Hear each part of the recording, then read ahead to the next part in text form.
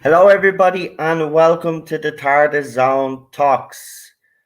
Welcome to the weekend, folks.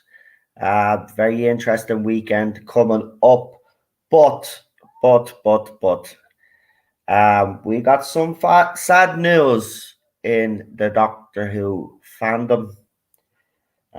We've lost someone very dear in the fandom. Bob Baker passed away. Bob, obviously, as some of you know, was the co-creator of Wallace and Gromit, I think, and obviously in the Doctor Who fandom, we all know he was involved with K9.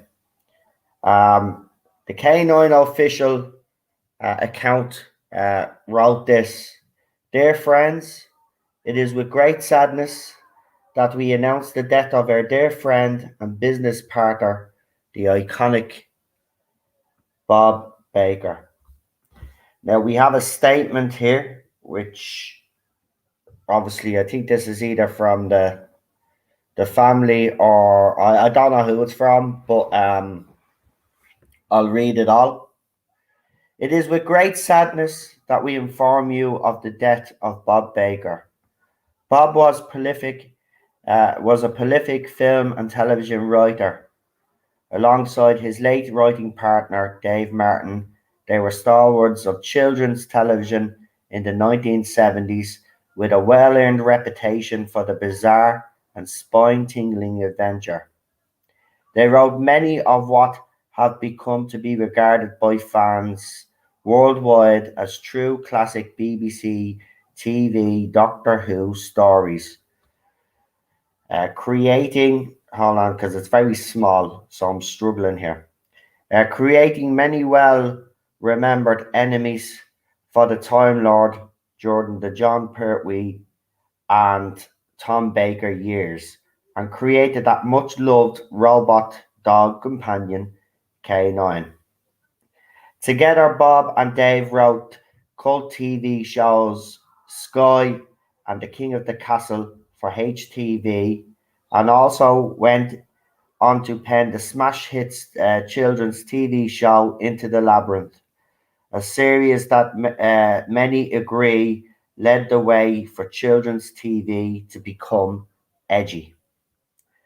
Bob's other TV credits include several seasons of Bergerac, I can never say it, but I used to watch it, with John Nettles, where he not only wrote episodes but also script edited the series. Bob also wrote for Z-Cars, Shoestring, Public Guy, Call Me Mister, and many other classic British TV series. Bob celebrated 5 decades as a successful screenwriter, and his name is also closely associated with the successful Wallace and Gromit series of films he co-wrote along their creator Nick Park, including Aardman Animation's Oscar and BAFTA award-winning shorts The Wrong Trousers, A Close Shave, and A Matter of Love and Death, alongside the feature film The Curse of the Were-Rabbit. I do love Wallace and Gromit, I have to. They show it over here in Ireland around Christmas time. All of those movies leading up to Christmas, I should say. Because on the 2 Irish stations, we don't have many movies that they show. It's all TV programs, current affairs and wildlife and all of that crap. And the weekend is where they show most of the movies, and they'll show a movie midweek. But leading up to Christmas, they show several movies leading up to Christmas every night, and they always show, Wallace and Gromit. Bob Baker was born on the 26th of July 1939 in Bristol, UK. So so 1939, World War II, baby. Am I right? Yeah, I am. Yeah, World War II, baby. Jesus. As Robert John Baker, Bob first trained as he worked as a monumental stonemason. He thought it was amusing that he began his career chiseling words into stone before becoming an animator and then professional writer. Bob's life was rich and eventfully varied. He had many adventures, including taking a wine tasting tour with his long-term friend, the much missed legendary TV chef Keith Lloyd. Yeah, or Keith Floyd, isn't that Floyd? Lloyd, yeah, Floyd. I used to watch him. He always had a glass of wine when he was doing these cooking programs. Bloody a great chef, I have to say. Um, See, that's how I actually became a chef. It's because when I grew up in the family home, there was a lot of they watched a lot of chefing programs in the house, and he was one of the chefs that we used to watch all the time. I loved his cooking. I loved his style. Um, and the poor, yeah, he was. I think he was a bit of an alcoholic. Um, what's his face? Keith Floyd. Sorry, see that, man. I mean, my mind's gone blank. And he also played the saxophone in jazz bands along John Fortune. Bob had also enjoyed working with true legends of entertainment world, including Sir Laurence Olivier, Leonard Rossier, Ron Moody, and Trevor Eve. Bob had written his autobiography, K9 Stole My Trousers, a tribute to some of the finest talent in British TV in the last 50 years, uh, featuring those Bob had worked with and others he considered himself lucky enough to know in his personal life as good friends. In later years, Bob continued to create and write and had set up a production company which created a new audience for K9 with a TV series shown worldwide via Disney, the Cartoon Network, and BBC Kids. Bob had recently completed scripts for both a new K9 film and TV series.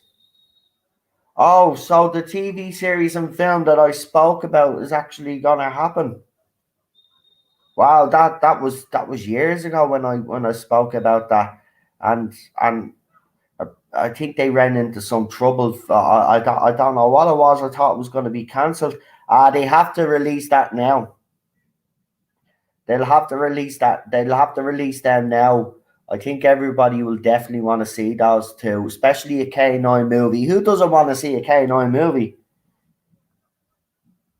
Seriously, right. So Bob has recently completed scripts for both the new K9 film and TV series, which continue in tribute to Bob and his legacy.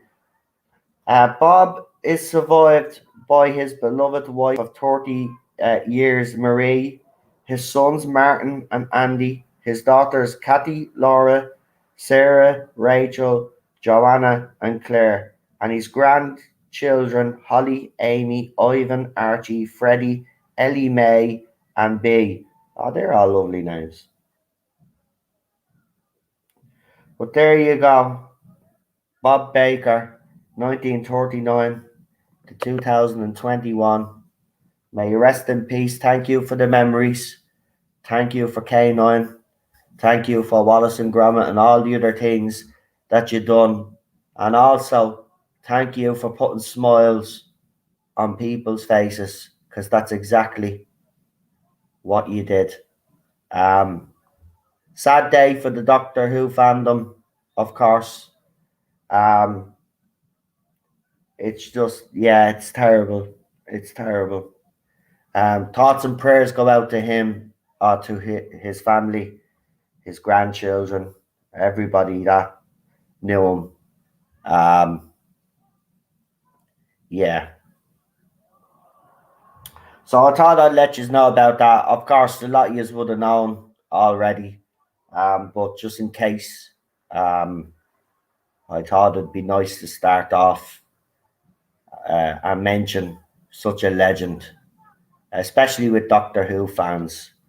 Um, wasn't there a radical redesign of K9 which didn't catch on yet? There's a photograph of him with the two versions of K9, actually. And they did radically alter the design for, yeah. I think that's what was the problem, because they had a poster, but it was very clever the way it's done. It was in 4 parts, and you had to put the 4 parts together to get the new K9. I actually have a photograph of it somewhere. I actually don't mind the redesign, to be quite honest with you, because it was for today's kids. Obviously, I'm always going to love the original, and I'd love to see the original back, you know. But I could understand why they wanted to change it, but maybe the design did turn a lot of people off. You know, K9 is popular because the way he looked, I suppose, and you know. But yeah, sad news, sad news. Um, on comic says it was a puppet. I didn't know that. I didn't know that. Um, but yeah, it's as I said, thoughts and prayers with the family and friends of Bob Baker. Um, so yeah, right, okay, let's. So I've got a few things to announce anyway. So first of all, if you could like, share, and subscribe, hit that like button, and don't forget to go into whatever device you're using. Go into YouTube there and turn on all notifications so you don't miss any streams on the channel. Second of all, Cheryl did her review of the first episode of Doctor Who Flux. If you haven't seen it, check it out. Also, if you could do us a favor, Cheryl has kind of now got the bug for doing more videos for you, and you know, I've been trying, as you know, to get her to do more videos. But after last night, and she saw the comments, by the way, and thanks very much for guys for going in and leaving such nice comments for her, because you know she's not doing the best. I have to admit, you know, she's missing home, she's missing her parents. This whole pandemic thing has got her a little bit down. So that cheered her up. And I want to say a special thanks to Renee as well. That was a lovely gift. Ted's tried to get his hands on it, but Cheryl has been holding on to it for dear life. She loves the blankie you knitted her, so that cheered her up again as well. So I want to thank you. So will you do me a favor? If you have watched Cheryl's stream last night, if you could go into that stream and leave some suggestions of videos that you would like Cheryl to do. For example, if you'd like her to do she's thinking about doing some crime, you know, videos where she talks about cases out there and stuff, that ones that have already been solved, or ones that are still being investigated, but there's information there. Or if you would like her to do other videos in that kind of style, she'll still continue to do the Doctor Who ones, of course, but she'd like to do a few more videos, or a few more topics for you guys. So if you have as true crime, yeah, exactly, on comics, stuff like that. So if you have any suggestions, especially with the true crime ones, because I know for a fact she'd love to do some of them, and you have a particular case that you'd like her to talk about, give information on, and give her opinion on, then please leave a comment in her stream that she did last night, for me, would you? Because like, as I said, she loved the comments, and of course, you know, she wants to do more stuff, and I think it'll help if she's able to do more stuff on the channel. Um, get our mind off things, do things that she likes to enjoy. So if you could go into our live stream that she did last night and leave a comment on, as I said, stuff like that, I'd really appreciate it. What else? What else? Before I bring guests on, hold on. There's a couple of more things as well. I want to say, but I totally have just gone blank there. Oh yeah, as I said, if you want the most comprehensive look and analysis of this era, I think you will find that this channel is probably um the only channel right now that is doing that. I mean, you've got Cheryl's review, and then you have the Tardis own panel, where we had panelists that had different views and opinions. Right? As I said, if you do want a uh, true analysis, and you want different opinions, but honest opinions from our panelists, no agenda, no nothing, then this is the channel for you. Trust me. Cheryl's video surprised me. Live stream surprised me, because it's the first time that me and Cheryl haven't actually, Cheryl liked certain parts of the episode, but I liked it a little bit more than Cheryl, which is unusual because it's normally the other way around.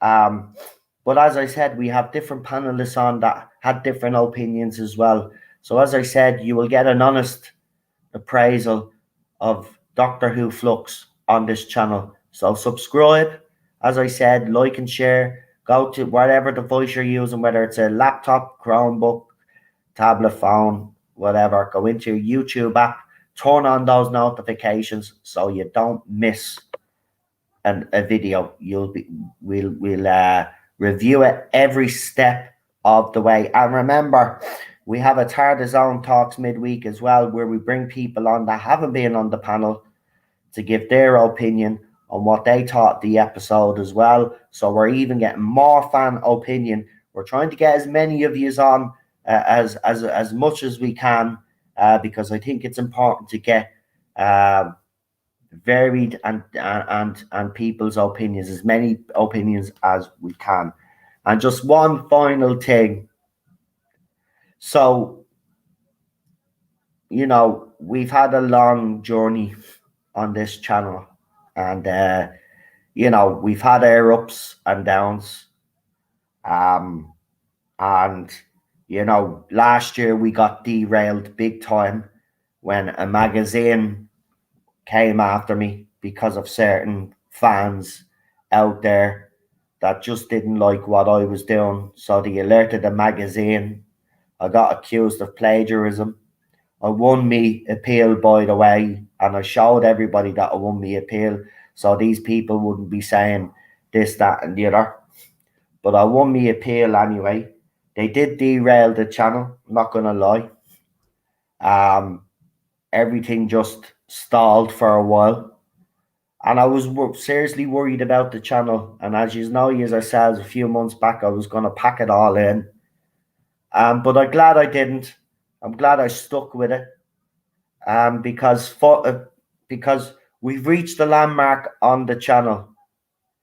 And I'm truly humbled. But I just want to say to all you guys in the chat, the people that don't actually write in the chat but do listen to me, and the people that have supported this channel, I just want to actually say thank you. And the reason why I'm thanking you all is because we have reached 2,000 subscribers, officially reached 2,000 subscribers. Now, I wouldn't have 2,000 subscribers if it wasn't for you guys. So I'm under no illusion that I haven't done this by myself. You guys have also helped. You are part of this community as well. And you have made it a joy now, to be honest, with all the other shit that was going on, to come on here and to talk to you guys for a few hours every night. I really appreciate it. I remember a time where I had 10 subs for about a year. I thought, I was to be honest, I was happy with the 10 subs. I was never, I never was feeling down about it. But then I don't know what happened. The channel just started growing. I started getting invited onto channels, and they were giving me shout outs. Big thank you to Gary from Neurotic, because he's given me a handout over the years. Recently, as you know, we were on his channel as well. So he's been very good to me. Ballstreck is another one. Eddie from Talk to Doctor TV. There's just so many people out there that helped me along on this journey. And I just want to say thank you very much. I am truly humbled. But yeah, 2,000 subscribers. So well done, everybody. Give yourselves a round of applause, because you have made this channel what it is. Thank you. Really appreciate it. And I hope you stick with me beyond Series 13, right? Because I know this channel's kind of known for having a bit of a rant and stuff like that. But hopefully when the RTD era starts, I can start praising Doctor Who again. And I hope you will stick with me, though. I wouldn't like to think that you are all just subscribed to me because you like me having a good rant. I'd like to think that you stick with the channel because I'm honest. I give an honest opinion, and I try bring on as much people, as many people as I can. So I just want to say thank you to you all. So 2,000 subscribers. So the night that we did this, we got 2,000 tonight. Last night we got to 2,000. So this stream has come at a nice time. So 2,000 subscribers. So thank you, guys. I do really appreciate it. I'm just looking at some of the comments there, and I'm actually laughing. Tim just wrote in, the rants are epic. Thanks. Well, listen. Sunday, if Chibnall doesn't deliver, man, I probably will be sitting here on Sunday back ranting again. I don't want to be quite honest with you, but let's hope he can, as I said, let's see what he does. Chris Pearson says, sorry I'm late, had to help my dad with some physio. No problem, Chris. Listen, you get here when you can, if you can, and don't ever worry about not being here or coming up or turning up late, mate. You don't need to explain. I wish your dad the best. So okay, what we'll do is now we're looking forward, obviously, to the Sontaran War. And with last week's episode, a few people that were on the panel had some theories there and stuff, and things that they think might happen in the future of this current series.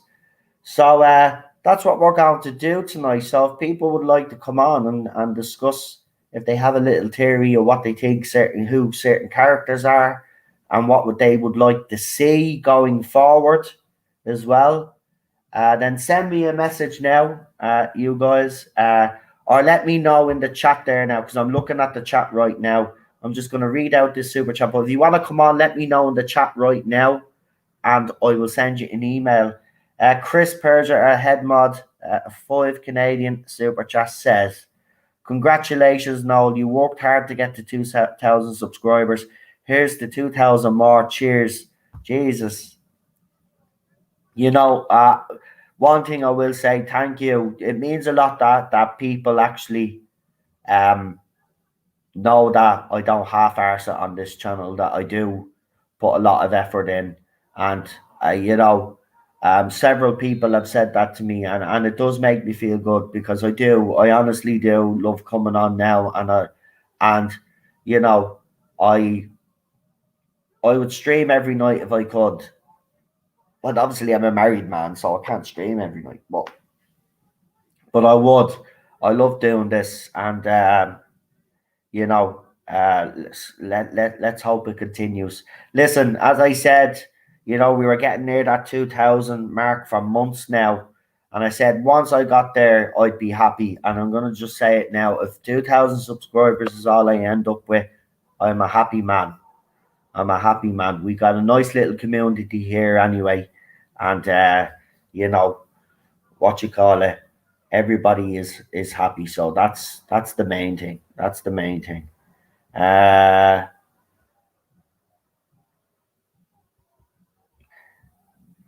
Right, so I think I've only got one person in the chat that's actually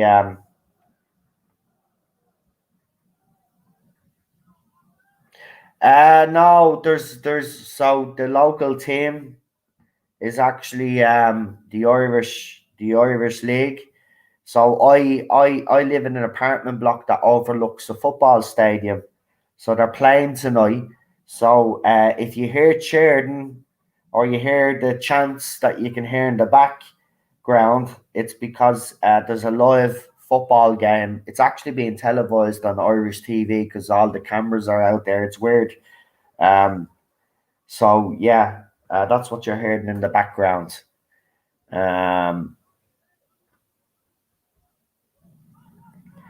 Right, so if you would like to come on, let me know. Actually, do you know what I'll do? Yeah, look.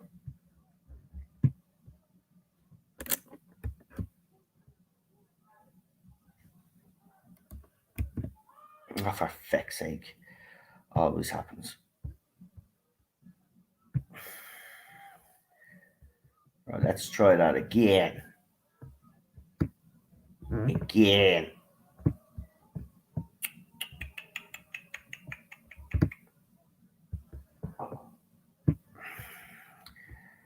Right. Don't mess it up this time, no. You messed it up again, man. You messed it up, man. What you doing? What you do, man? Actually, I'm a feckin' idiot. Right. There you go. Link is in the chat. I'll only be taking on people that we already know. So if you want to get in there quick, fast, so I can remove the link then. Because to be quite honest with you, it's sending the emails is just going to take too bleeding long. So if you want to come on, please come on and let me know what you guys, let me know what theories you might have or what you expect to see in the next few weeks. Did they score again? Did the other team score again? We're already down 1-0. And now it looks like we're down 2-0. It's always the same. The team plays in front of the cameras. I don't know if they get nervous or whatever it is. But every time they play in front of the cameras, they always seem to feck and lose. It must be like stage fright or something. Stage fright. Right, so we got one person in the studio. As I said, if you want to come on, come on.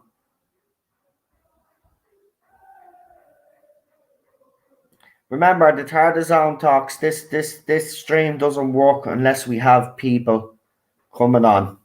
I know there are a couple of streams happening right now, and a lot of people will end up coming in a little bit later on. But for now, we can have another couple of people. I haven't seen Lee.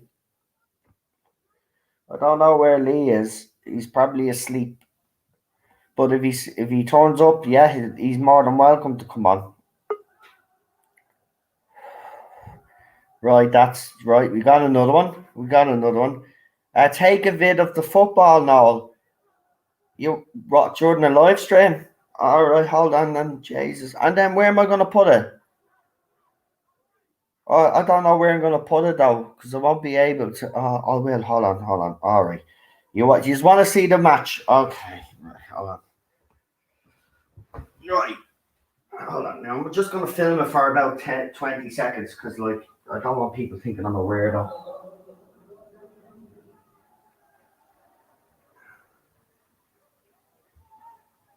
Right here, see if we can zoom in. There you go, there's the pitch. Right. Now what I'll do is I'll send it to myself and then I'll throw it up on the screen just to show you that. Right. Oh yeah. I forgot it's Friday night, so it's Guy Fawkes night in the UK, so there might be a lot of people from the UK missing today. I forgot about that, yeah. There'll be explosions. Right, hold on. What the hell is going on with my phone?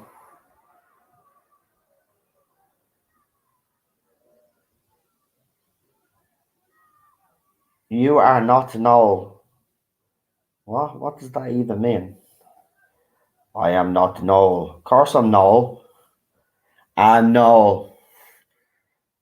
No, we don't have 5th of November. No, that's in English. No, because what happened was your man Guy Fawkes, right, tried to blow Parliament back in the, I don't know when it was. Was it the 1800s, lad? Any UK people there be able to tell you? So remove the link, guys, because we don't seem to have anybody else. So we have got 2 people to bring on. So bring them on. We'll see if anybody else wants to come on in the next half hour or so. We'll see. Don't forget to hit that like button. And as I said, share and subscribe. Oh yeah, you just want to see the football match. Right. This will only take 2 seconds. This is good. Right. So I'll go into my Facebook. Oh, sorry, Meta Facebook. Whatever the fuck it's called now. I don't know what Zuckerberg is up to. You know? Like, who does he think he is? He's a bit of a weirdo, that one, doesn't it? Isn't he? He looks a bit like Data, doesn't he? Star Trek or something. He looks like a robot. I remember the comment where he said about being human or something. There's some stupid comment that people were coming out with conspiracy theories that he's not a human. As you do. As you bloody do. Right, here's the match. Here's the match. Right, it's only 11 seconds or something. Right. So, hold on. My name should pop up. There you go. So everything is very slow tonight. Right, so you just want to see the football. I don't know why, but here we go. Right, so I'll show you now. Oh yeah, there doesn't seem it's mad. It is because no, what am I going into my email? I keep doing that. Right, screen share. Right, so they are losing 2-0, so that's not going to go down well with the fans. So I don't know if you can see that. Hold on. Camera is a bit crap yet, but I'll just play it there for you. Oh, with the sound. If we can zoom in. There you go, there's the pitch. Right. So there you go, that's it there, yeah. Oh, here, see that crane there that was there? Yeah, this crane here, that's where the RTE has their camera because they need to get up high to actually see the whole game. So they use a crane in Ireland because we're not as sophisticated as the Brits when it comes to their coverage. So that was the football. There you go. Do you live in the football pitch? No, my apartment block overlooks the football pitch, but I'm not living in the football pitch. No. Right, let's bring on our 2 guests that we have joining us so far. As I said, guys, if there's anybody that wants to come on now, you can send me a message and I will throw out those emails. Okay. Right, let's bring him on. It's the one and only Josh. Hello. Having a nice cup of tea there. I'm having a cup of coffee myself, mate. In fact, my mom says the next time you speak to Noel, wish him Cade Meal of Fortune. Camila Falcha. Ah, thank you. Thank you very much. I do know what that means because when I was a kid, we learned a lot of Irish, but then when we went to secondary school, it was either French or Spanish or something like that, She or grew German was the other language, and they didn't continue learning us the Irish language. So to me shame, and to a lot of my generation, we don't really like our mothers and fathers. We don't speak much Irish, which is a shame because it's like, don't get me wrong, in this country that we're very good at keeping that language alive. I have to say, there's some right. parts of the country where you can only speak Irish. So but it is sad because I think every person in the country should know their native language. But there you go. That's what happens when you took over by the Brits for 800 years. You pick up their bad habits. What Uh oh. can you do? What can you do? She grew up there. Oh, did she? And Nice. yeah, she grew up there until she got married, then moved to England. Now we live in Canada. But I Yeah, mean, I live by myself. But I mean, that's when we came here a number of years ago. yeah. So I think where did she grow up? I believe it was might be Dublin. All right. So my city. Nice, nice, Okay. nice. Yeah, I'm from Dublin, so yeah, it's a big place, Dublin now. But yeah. When you see her the next time, ask her what part of Dublin she was from. I'll probably know where she's actually from. Oh, okay. And if it's anywhere near me, I'll take a photograph of you. All right, all right. I'll There you probably go. It'll take be a look something so at you'll know where the area that your mother lived in. It'd be probably nice to see, actually. right. Right, I let's. know one of the local libraries there has a plaque for my late great aunt because I think she was the only Irish Jew to be killed in the Holocaust. I think it was Esther Steinberg was the name. So there's a plaque somewhere in one of the libraries for that. But that's all. I was a little kid when I visited Ireland, so Yeah, yeah, yeah. It's completely changed now. I say your mum wouldn't even recognize the place now. I believe it. Yeah, it's. I don't know. I growing up, it was a lot nicer actually. Because the city wasn't as overrun as it is now. For our city is just, even the way the traffic and all, it's just all wrong. And they were actually talking about it on a program. It would literally take them over 100 years to sort out and to lay out a new system for Dublin City. Like, it's crazy. And in Dublin, as you know, we've only got kind of one high rise tower in Dublin. We don't really do Oh, high rise. And now they say that the future is that Dublin will have to start building these big buildings. And of course, Dublin people are very proud of their city. They like the fact that it's not like most cities, like especially like New York. So there's a bit of resistance towards it, but that's where we're heading now. That's where we're heading, and the Dublin skyline will be completely different. It'll be weird if I'm still around it, of course, to see all of this. But correct. yeah, it's going to be weird. Dublin has changed so much. Let's bring on our next guest, though. It's the one and only on comics, or maybe not. Mhm. Oh, there Hello we go. there. Can you hear me? We can now. We can now. Fantastic. Welcome. So, how was everybody this weekend? The start of the weekend. Are you all looking forward to it? Oh, I'm looking forward to the weekend. I'm looking forward to getting out and trying my ham radio out in a couple of near locations. It's Radar Saturday, so we're doing rapid deployments. Nice, nice, Aye. nice. Right. Obviously we got you on, guys, because Sunday, the Sontaran War. The Sontaran War. Yeah. I will say one thing actually. We've always struggled with a Chris Chibnall title. I'm glad. I know I've been taking the piss out of them myself, but I have to say I'm glad they're easier to actually say, because I was sick and tired of all of these weird titles that he was coming up with. So it's nice to have something simple like the Sontaran War. Of course, we've seen the little trailer right at the end of the episode, and obviously a lot of people seen the first episode.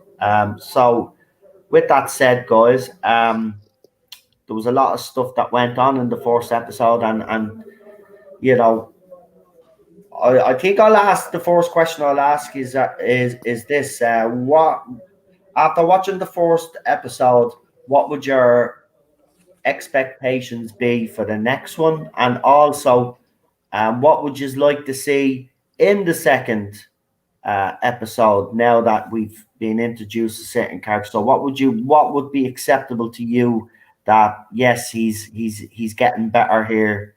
He's developing the story. What would you like to see? We'll start with you, Josh, actually. So go ahead.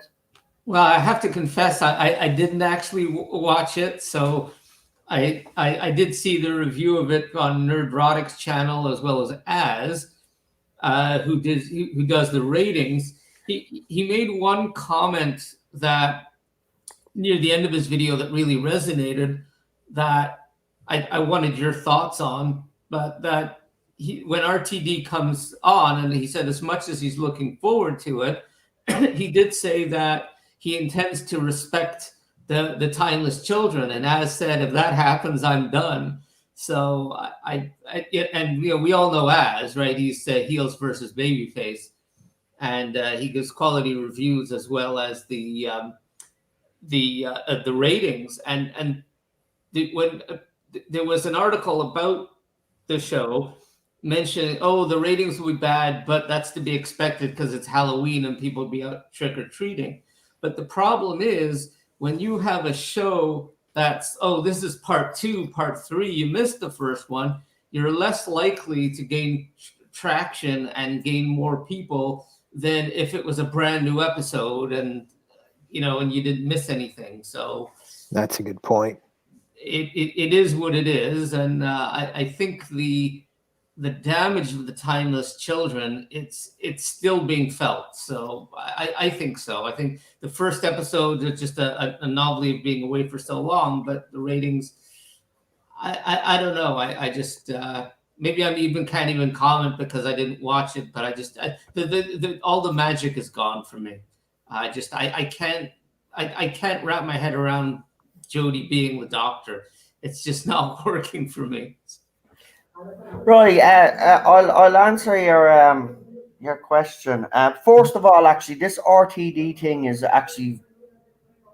me a bit baffled, because you're not the only person that said that this quote or whatever it is.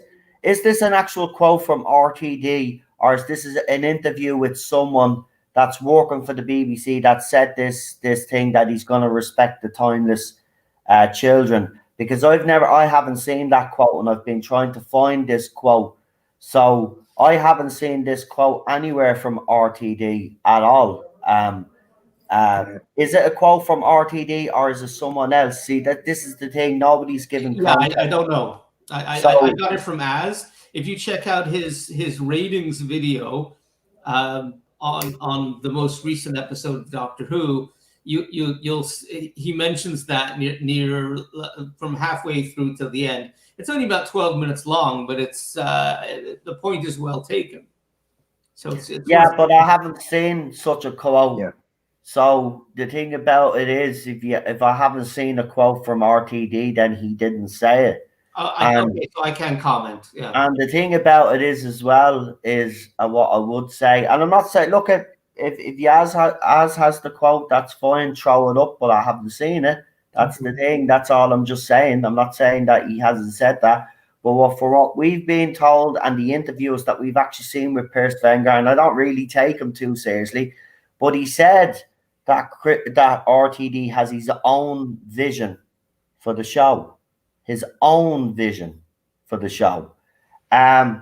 Respecting the timeless children doesn't necessarily mean, anyway, if that quote was made, and as I said, I don't know either way, but even if that was made, that doesn't mean that he's going to address it. Respecting it could mean just leaving it there and ignoring it and not bringing it up. That's how he respects it, you know? So again, see, this is the thing anyway. I am now not watching anybody's reviews of what you call it, this particular era, because I would rather, you know, get people on here talk about it, review it themselves, and me talk about it and review it, and let Cheryl do her reviews. At the end of the day, everybody is entitled, but I have not seen any quote, and that's what kind of annoyed me a little bit. You know, you can't just come out and say something if you haven't got it. You need to back it up. Like, I haven't seen I'm just this quoting quote. ads. That's all I'm doing. It was just in the chat in Erotic Stream and as a stream, right? So it was in the chat. So they just called it out in the chat because someone obviously wrote it up. See, that's another thing as well. You have to be kind of careful when you're reading out someone's comments in the chat. That I have not seen such a quote from RTD, and trust me, since RTD has come back, I've been keeping an eye on everything related to Doctor Who because I'm waiting for his first proper interview. So if I seen that quote,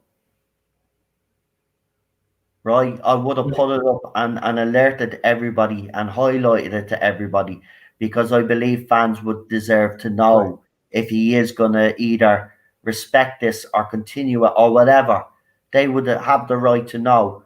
So look, it's probably someone in the chat just trying to store it up because obviously I haven't seen their reviews, but I'm sure they didn't really like the episode because of obviously what's been going on in the past, the timeless children and all that, and they're entitled to their opinions. And I'm not, you know, having a go here, but they probably someone in the chat was listening to them, knew that they weren't actually happy about the episode and threw that in just to rile them up even further. So I wouldn't buy into that because I've seen no such quote. As for the Halloween thing, I will say to you, I think it is a dumb idea that they threw this first episode on Halloween. But the excuse that it was put on Halloween is a valid one. Now, this episode's performance will be judged on the 7-day consolidated figures. Now, I know the AI is down. We don't know how many people are actually have watched that episode in catch-ups. And it'll be quite telling to see how many adds on to the 4.33. Now, if it doesn't make 5 million, then I'm in agreement with everybody that this episode has performed poorly and it was the wrong decision for BBC to throw it on Halloween night. But again, I think people are just latching onto that and jumping the gun. I would say this time, and listen, I'm one that has constantly over the last few years during this era called out the ratings, right? But you have to be fair on this one. It was a stupid decision by BBC to put it on Halloween night because a lot of kids would have been out with their parents because it's probably the first time in months that a lot of parents were allowed to go out with their kids, so they would have took advantage of that. It was a poor decision. But the 7-day consolidated figures, and if you look at the way the fandom's been going on social media, it's been quite positive all the way through, and that can't be denied. It has been positive by both sides. Yes, there are still people out there that will never be happy with this era because of the timeless child and all the other stuff that came with it, and that's understandable. That's understandable. They have a right to feel like that. They have the right to have the opinions that they have. But I do think in this case, people are jumping the gun. Wait until, is it Monday night?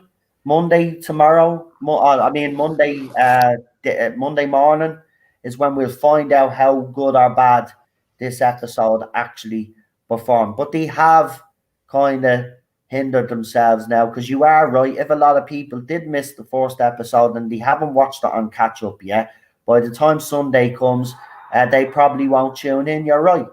But we have to wait and see what the 7-day consult for this episode in particular. For Sunday's episode, they have no excuse, right? They have no excuse. So if that episode in the overnights performs poorly, right, then we know it is in trouble and there's no denying that, right? So I would just say wait until the 7-day consolidated figures come for this first episode. Second episode, you can judge it on the overnights because it's fair to judge it on the overnights because there's nothing in the way of that performing well. You know what I mean? So they have no excuse. So that's what I would say. But the RTD one is starting to annoy me a little bit because I think there are people going into Gary's channel, going into Az's channel, they're putting stuff like that in the chat, knowing that these guys will react to it. And, you know, I've seen no such quote. And in fairness, you know, if someone in the chat is going to do that, they should be presenting evidence to these guys so they can throw it up and show everybody that this isn't someone just trying to store it. Because I've noticed both sides lately, there's certain people on both sides that are storing it. It's like as if they want the fandom at loggerheads again, because there's relative peace in the fandom right now. It hasn't been like that in months, but all of a sudden things have calmed down a little bit. But there are some people in the fandom that don't like that at the moment, so they're trying to store shit fucking up. So they're coming out with ridiculous statements that, here's one for you, right? Won't mention the person, and I'm making it clear that I'm not mentioning the person. So if this person on Twitter goes, oh, Noel attacked me again on his stream, I haven't mentioned the person's name. So if they come out on Twitter, they're outing themselves, right? But here's one for you. This is a stupid one. It's laughable, right? So according to someone on Twitter, right, not my doctors are going into Gallifrey base, right?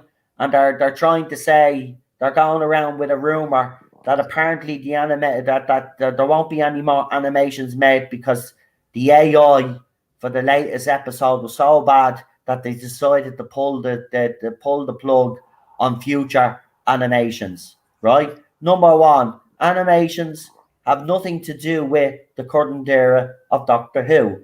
Number two, right? Not my doctors, as you call them, are actually banned from Gallifrey base. If you say anything negative about this era, you're automatically kicked out, right? The Gallifrey base, and people in here will tell you, right? Gallifrey base is overrun by J-bots and bleeding all fans of this era. So it's come from one of your own side, right? This is the same person, by the way, that was making sick jokes about the Queen when her health was bad, right?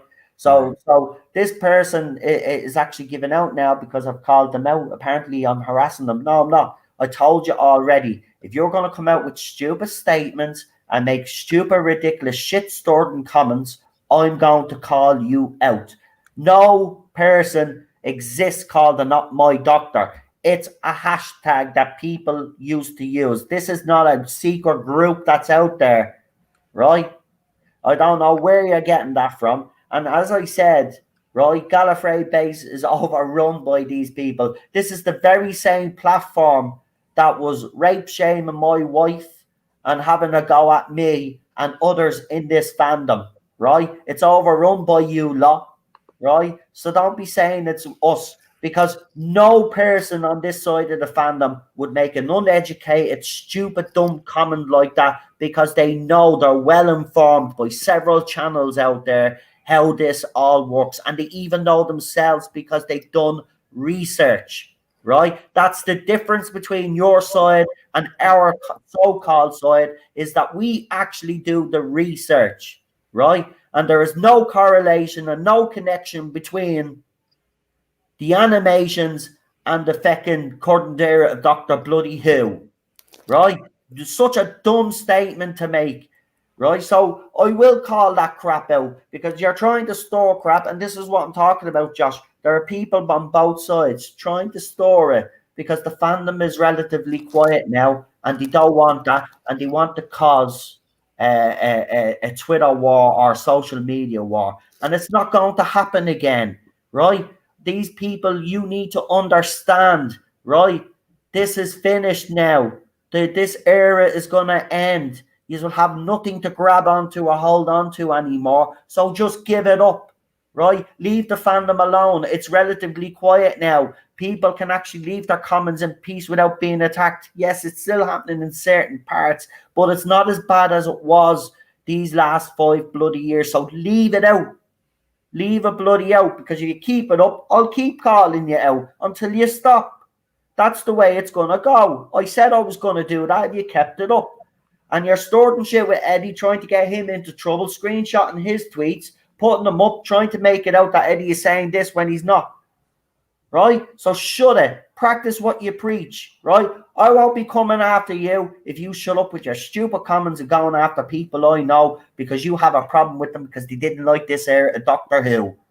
Who the hell do you all think yous are? This fandom is going to change whether you like it or not, and it's going to be peaceful whether you like it or not. So, you know, if you don't like that, I suggest that you open the door, walk out it, and don't ever come back.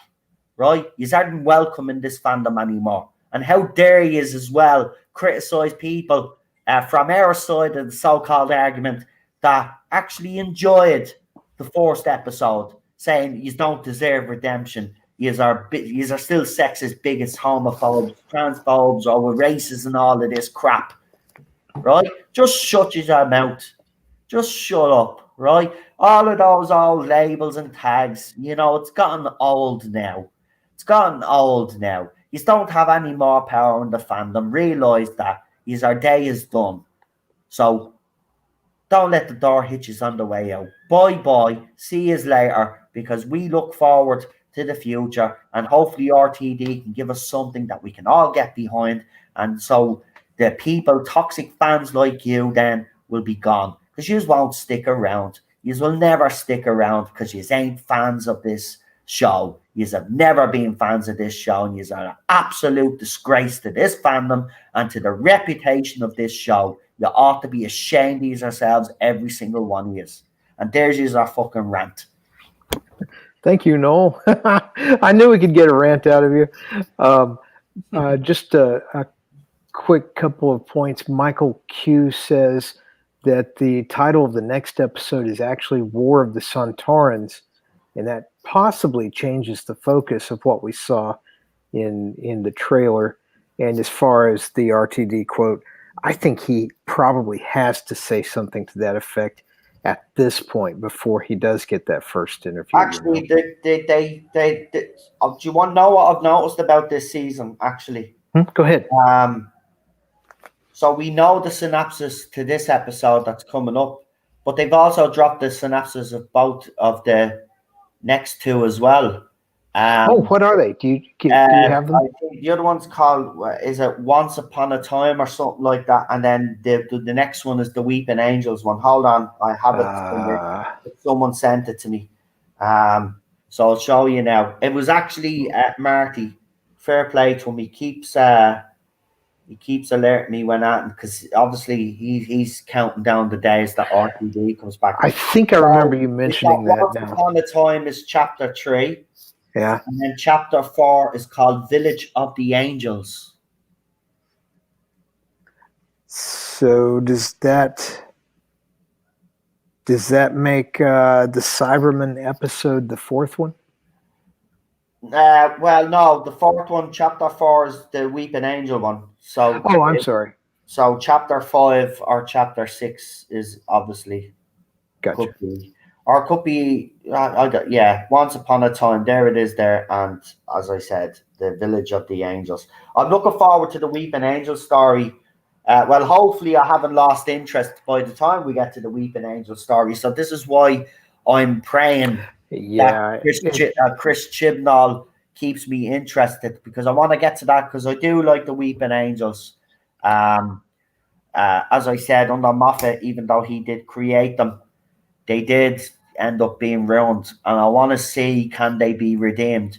And whether you like them or not, in my opinion, Chris Chibnall has redeemed the Daleks. I don't like the design. I think the design is ridiculous, but I do like his Dalek story. I do, and I can't wait to see what he does with that, because that story is not finished. but he's made them more sinister again. Look at the Sontarans in the little clip that we got. The Sontarans are actually impressive. See, this is one thing he can do right. He's been able to get some of these villains right and actually improve on them.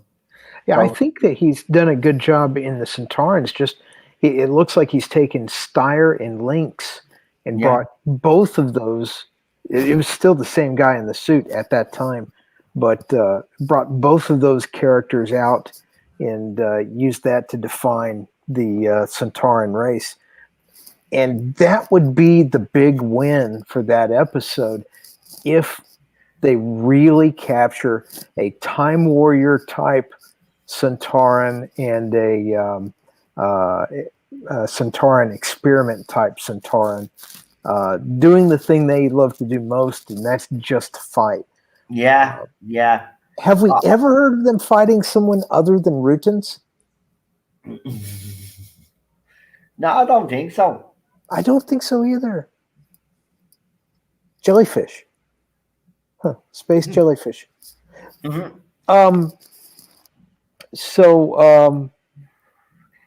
And like I said, I think RTD has to say, yes, I'm going to respect the current era, because one of his probably unspoken missions is to bring the whole fandom together without really saying that he's bringing the whole fandom together. That 3% or so that's still aggressively watching. I think we're going to lose a lot of those in the next few episodes, and that's unfortunate. But if he doesn't follow through on what I cursed him with when I named it Dog Church, I do not want to watch 6 episodes of Chinballs stirring the pot like he did with Broadchurch. But I've got this feeling in my gut that's what he's doing with these many characters doing many things, for 6 episodes until he gets tired of it and reveals what is going to be the final episode. Yeah, that is me worry. That's why there has to be some substance to this week's episode to prove us doubters wrong, because even though we did kind of, we're complimentary about the first episode, he really needs now to develop the story now and develop these characters, and obviously he's going to be introducing some new characters as well, so he does need to move it along. And if he does, then I think those feelings that we all have at the moment can be evaporated very quickly. But that's what I'll be looking out for now on Sunday, is to see now, does he develop this? This is the big thing. I said episode 2 and 3 is where Chris Chibnall loses the plot, and the writing seems to go downhill. So can he buck that trend finally? And we'll have to see. But as I said, if you haven't watched it and you do have interest in watching the episode, as I said, I would avoid all reviews first, and then watch the episode yourself, and then go and watch the reviews. And then if you agree with people, that's fine, fair enough. But that's why I've decided not to watch any reviews, because I don't want to be influenced either. I want to give my own opinion, and I don't want people on the panel to be influenced either. I hear that. I think it's fair to give it a fair shake. I think the first episode is decent. It does have its problems. Everybody has said that. We're not saying that this is the greatest fucking Doctor Who episode ever written. It's not. But it did feel like Doctor Who. It felt like a Doctor Who episode, which we haven't had during his era. Well, at least felt like even Lee is the most critical, as you know, just as much as I am. And he gave it a 7 out of 10. Lee has given every other season and every other episode a minus score. This is the first positive score that Lee has ever given for a Chris Chibnall episode. This episode wasn't as bad. Yes, it does have its flaws. Of course it does. It's written by Chris Chibnall. It's always going to have flaws. But some of the characters that he introduced were very likable. You know, some of the villains that he introduced, the Flux, it just looked, and it does look like that there is a real threat this time. Things that we've been crying out for, you know, and I think the serialization does work for him. But can he produce now in the next 2 episodes? That's what we've all said. Even though we've been complimentary about the first episode, as I said, right? You know, we have actually said, you know, can he pull this off now? Can he do it with the second and third episode? Because he did introduce a lot of characters and a lot of threads.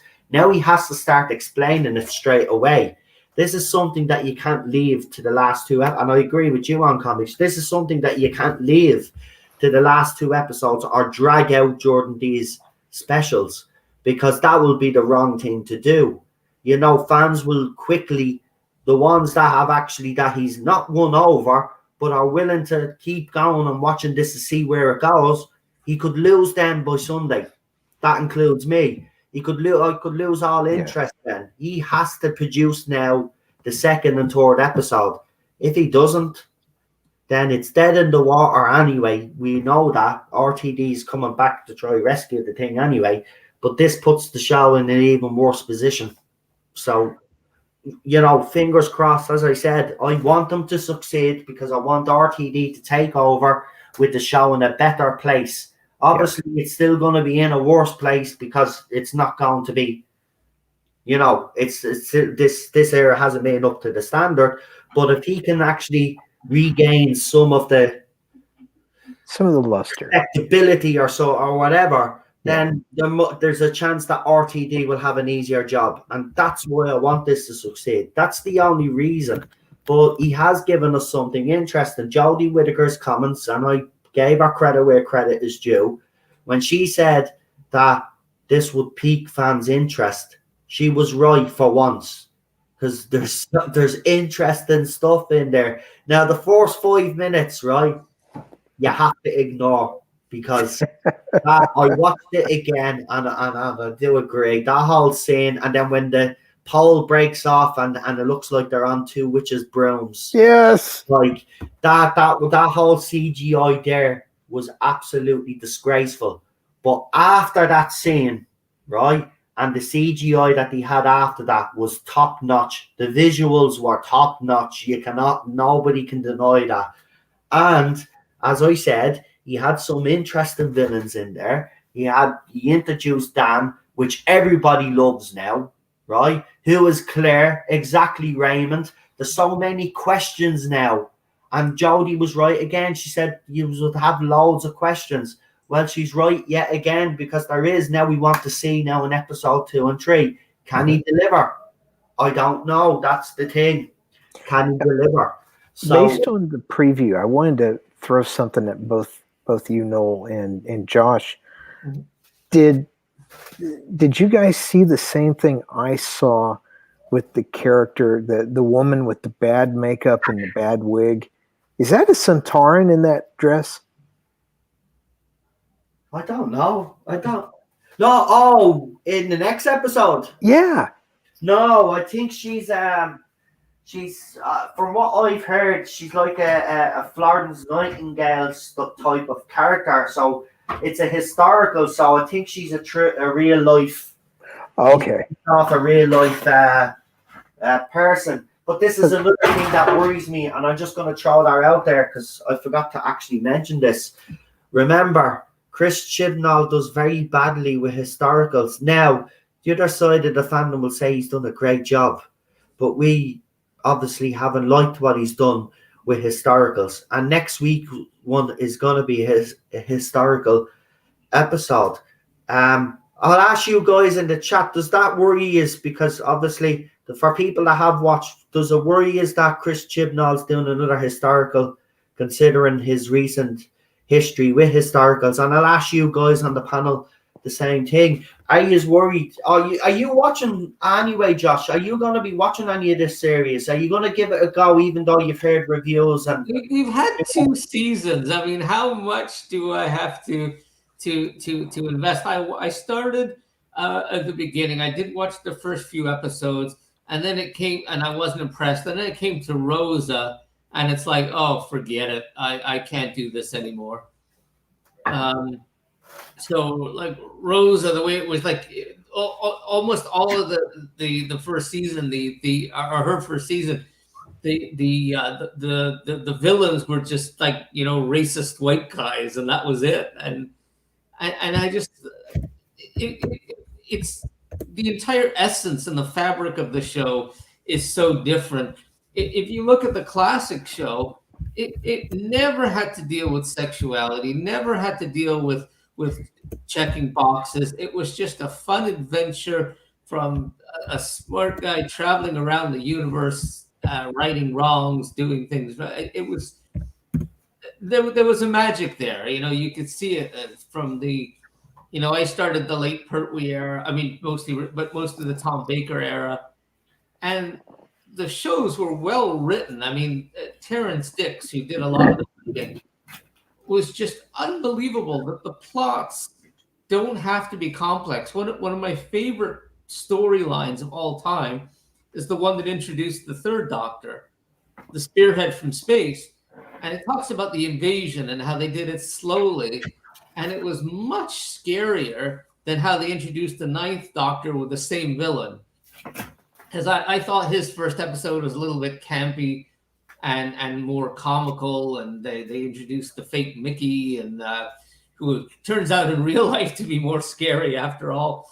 But it was just very well written, and I just that seems to be lost in the last few years. So I just want that magic back, and it's not there. On comics, do you want to? I agree from the classic series. I've been going back and watching from the Blu-rays that my wife surprised me with, and it is a fundamental characteristic of all those classic stories. You can just sit down with any story, episode 1, and ride it to the end, and it's a fun ride, with the exception of Colin Baker's run. And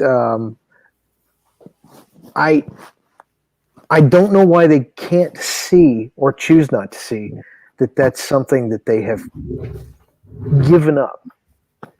And that is definitely a characteristic that probably both aspects of the fandom want to see. Now, why? I discovered something this week about the current era fans, totally by mistake. I didn't even want to discover this. I was at a sandwich shop. In fact, the video I put up is from that sandwich shop. And there are these two girls that are sitting behind me the whole time I'm filming my B-roll. And I swear every 2 minutes they kind of chant back and forth. Did you know I'm gay? That is actually how they talk. It was like two pro Mackies.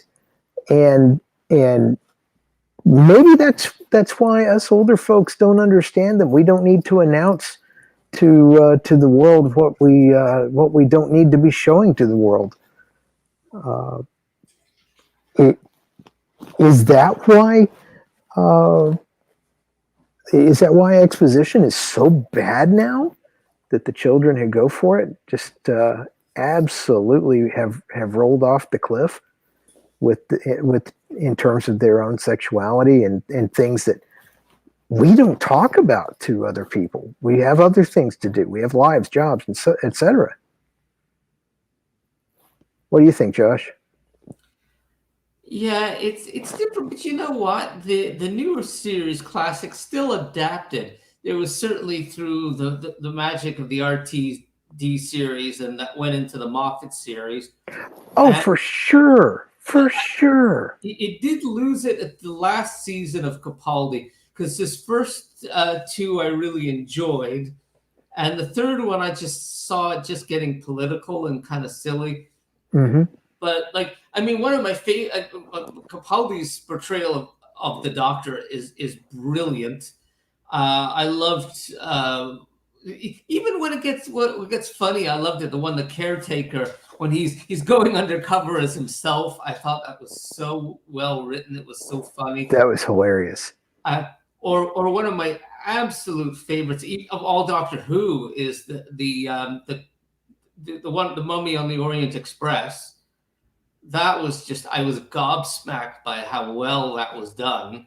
How enters a room full of geniuses and he owns them all. Like, oh, if I could see this thing in a minute, it'd be over. And then he does it, and we see him do it and see his thought processes in real time with a clock. Wow. And it was just so, and to where they took the show, it's sad. I mean, they had so many or his Zygon speech, which is one of the best written speeches on television. Never mind Doctor Who. I agree. Yeah. Wow. Mm-hmm. Just this anti-war speech that was so well written. Yes, you could be right. Yes, you could be, but you don't know who those bullets are going to hit. Like, wow, unbelievable. Yes. Very well written. I miss that. It's not there anymore. It's all about checking boxes and politics and admonishment. So, I mean, even when RTD introduced, say, like a gay character, like a Captain Jack, but what he was hilarious, because what he did is he made this thing, well, I'm equal opportunity. I'll sleep with anything and anyone. And he's propositioning that bug alien, the blue alien. Yeah. The killer. Jack. It's hilarious. He goes, hello. And he goes, don't. And then the doctor goes, so you're flirting. It's like, just said hello. Because, well, that's flirting for you. Yes. There's a very fun element of irony to not just Captain Jack, but the way that he does, that he is the Captain Jack verb. He's both ironic and my favorite episode of Torchwood was the one with Capaldi in it. Was where he is the tentpole character that he really wasn't completely that character all through Torchwood, and then all of a sudden the grandson reveal. I mean, geez, cut me in half. Yeah, and then what happened after that then that's still my favourite series of Torchwood, actually. That series. The Earth, isn't it, or something? Yeah. The others were very tongue-in-cheek in my mind, but that one, that was the kind of Doctor Who, when you say gritty Doctor Who, that stuff that just claws into you, that is gritty Doctor Who. I'm talking about the stuff that people, there used to be a famous critic named Mary Whitehouse. She's since passed away. Yes. She would complain, oh, it's too violent. And of course, that would increase the ratings. Stuff that was raw and gritty from the Tom Baker era or from the Pertwee era, you just don't see that now. No. I mean, probably if I had to, I have probably about 4 or 5 favorites overall from Tom Baker, but one of my favorite 4 was The Deadly Assassin. I mean, that was as gritty as you're ever going to get. Yes, maybe even too much. It was, and then you see the Doctor practically getting killed at the end of one of the episodes. Yes. That was raw, but it worked. Yes. Yes, it did. How did it work?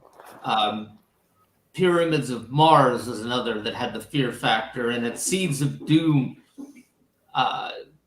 The guy passed away just very recently, John Challis, who played Scorby, but it was still humor. You see the action of the Doctor, and the Doctor, jumps in from a floor above and smashes the glass to save Sarah. Very impressive, and you just don't get those gritty storylines. Surprisingly, in the New Who, what I found to be the most scariest thing I've seen, and no one called on it that it was scary. It was scarier than stuff they censored, was the Cybermen one where they're introducing them and they're taking these people and you hear the screams and the blood transforming into the Cybermen. And no one said anything about that, but they complained about the Eccleston one where the nanobots are turning them into the gas mask people. Are you my mummy? Oh, yes. That talk about something that's so tiny, so benign and terrifying at the same time. The child with the gas mask. But they resolved that one pretty well. And so, again, some of them are better written than others. But it's just that last Capaldi series onwards, the magic just wasn't there. There was only one episode I liked, because that's the one where he's running out of oxygen on the spaceship or something. But they just weren't fulfilling. They making the things too easy, and I don't know. It was just wasn't working on any level. But and that's with an amazing actor like Peter Capaldi, who I've met in real life, and is just such a down to earth person. I don't know. I think they painted themselves into a corner. I really do. I don't know how they get out of this one. I mean, at the end of the day, I've told Noel this before. My philosophy is simple with anything I do. The highs have to be higher than the lows are low. And that's just not happening right now. I hear that. In fact, that's been a fear of mine through all of New Who. That especially in Christopher Eccleston's season, the depressing elements, the downturn elements, seem to dominate the happier elements of the stories. But like you said, they resolve them in well-written ways that you still got a payoff.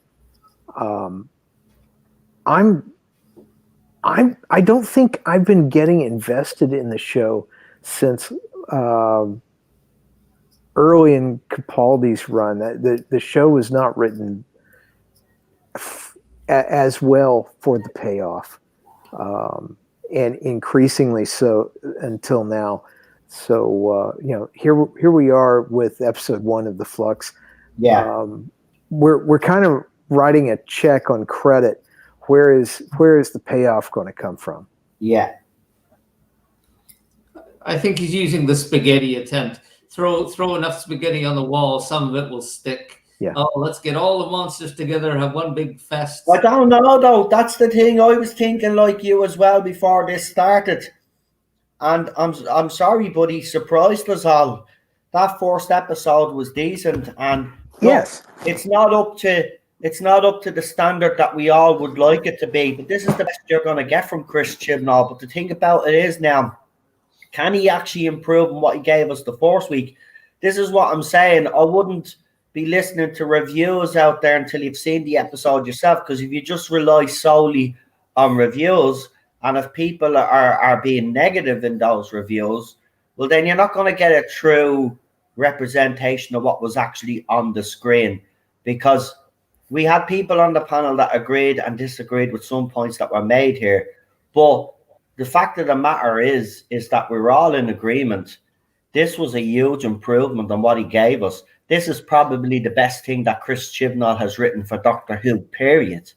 So, absolutely. So this is the thing. I think a lot of the criticism right now is justified to a certain extent. Mm-hmm. But I do also think that some of it is over the top. Now, why is that happening? It's simple, though. It's happening because of the last 5 years, because of the way the fandom is being treated, because, they've been told constantly that this show isn't for them, because of the timeless children, because of comments Jodie Whittaker has made and Chris Chibnall's made and other people have made. I understand all of that, but sometimes you have to take a step back, take a deep breath, and look at this for what it is, right? Is it up to the standard of RTD? Never. Is it up to even to the standard of Stephen Moffat? Never. But this is the best thing that he has written, right? And piqued their interest so much that we're willing to watch the second one. I've watched this episode twice now. I have never done that with a Jodie Whittaker episode with this era. Never. I've tried. I've gotten 15 minutes into The Woman Who Fell to Earth and I turn it off. I can't go any further. I can never go further than 15 minutes in that very first episode. And that was her probably her best episode. This was the first time that I was able to sit down, watch an episode, and then watch it again.